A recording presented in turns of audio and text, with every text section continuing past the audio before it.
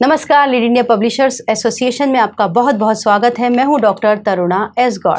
अगर आपने कोई बुक लिख ली है या फिर आप कोई बुक लिखना चाहते हैं और आपको समझ में नहीं आ रहा कि स्टार्ट कैसे करना है, अगर स्टार्ट कर ली है, लिख ली है तो उसको पब्लिश कैसे करवाना है, अगर आप इन सब बातों के बारे में विस्तार से जानना चाहते हैं तो ये जानकारी आपके लिए बहुत इम्पॉर्टेंट है।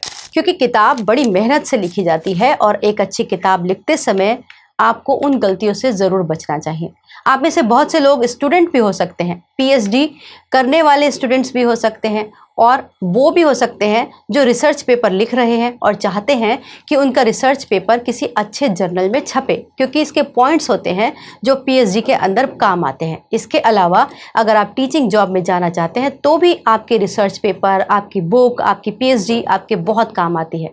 अगर आपको इन सब में गाइडेंस चाहिए तो इसमें आप गाइडेंस हमारे यहाँ से भी ले सकते हैं। आपको पूरी मदद करने का हमारा प्रयास रहेगा। इसके बाद हम बात करेंगे कि अगर आपने बुक लिख ली है, रिसर्च पेपर लिख लिया है तो आप पब्लिशर से कैसे संपर्क कर सकते हैं। तो पहले हम बात कर लेते हैं कि बुक लिखने के बारे में ही हम फोकस करेंगे। बुक लिखते समय आपको क्या क्या सावधानियां बरतनी चाहिए। तो सबसे पहले आपको क्या करना चाहिए, आपको अपनी किताब का एक एम निर्धारित करना चाहिए कि आपकी किताब क्यों लिख रहे हैं, आप किसके लिए लिख रहे हैं। कई लोग लिखना तो शुरू कर देते हैं लेकिन तय ही नहीं होता कि किताब है किसके लिए। आप खुद से पूछिए कि क्या आपकी बुक एकेडमिक है या फिर जनरल पब्लिक के लिए है। अगर जनरल पब्लिक के लिए है तो ये बहुत रोचक होनी चाहिए, इसके अंदर बहुत स्ट्रॉन्ग मैसेज होना चाहिए और कुछ पब्लिक का बेनिफिट भी होना चाहिए।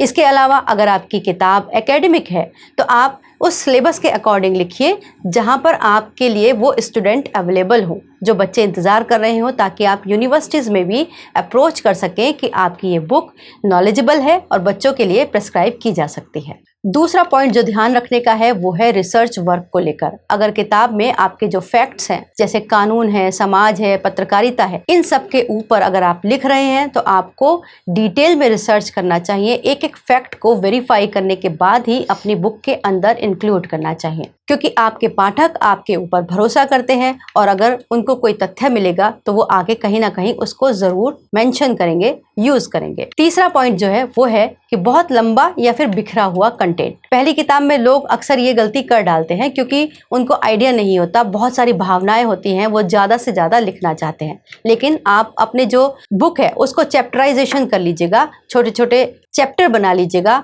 और उसकी लैंग्वेज को बहुत ईजी रखिएगा जो समझ में आने वाली हो। बहुत लंबे लंबे सेंटेंस मत रखिएगा। नेक्स्ट पॉइंट है एडिटिंग। एडिटिंग एक बहुत इंपॉर्टेंट पार्ट होता है किसी भी बुक का, क्योंकि एक अच्छी किताब 40% काम उसका यही होता है कि उसके अंदर एडिटिंग कैसी हुई है। बहुत मेहनत होती है इसके अंदर। एक भी ग्रामेटिकल मिस्टेक आपकी किताब को रद्दी बना सकती है। मतलब कोई भी उसे पढ़ेगा तो कहेगा कि आखिर लिखने वाला कौन था जिसने एडिटिंग भी ठीक से नहीं की है। अगला पॉइंट है पाठक से कनेक्शन ज़रूर बनाना चाहिए, क्योंकि आप किताब किन के लिए लिख रहे हैं, लोगों के लिए। अगर उसके अंदर वही कनेक्ट नहीं हुए तो किताब रूखी और बेजान लगेगी। नेक्स्ट पॉइंट आता है कवर के बारे में। कवर अगर आपका अच्छा नहीं है, आपका टाइटल अच्छा नहीं है तो बुक निश्चित ही किसी भी पाठक को अट्रैक्ट नहीं कर पाएगी। ये आपका फर्स्ट इम्प्रेशन है, इसको बहुत ध्यान से कीजिएगा। इसके अलावा अब बात आती है पब्लिशिंग और मार्केटिंग की, जिसके बारे में बहुत सारे राइटर्स सोचते ही नहीं हैं। वो सोचते हैं कि पहले हम बुक लिख लेते हैं, बाद में देखेंगे कि हम कहाँ से इसको पब्लिश कराएंगे, हमारे पाठक को कौन पढ़ेगा, प्रमोशन कैसे होगा। इन सब बातों का ध्यान लेकिन आपको पहले से ही रखना चाहिए।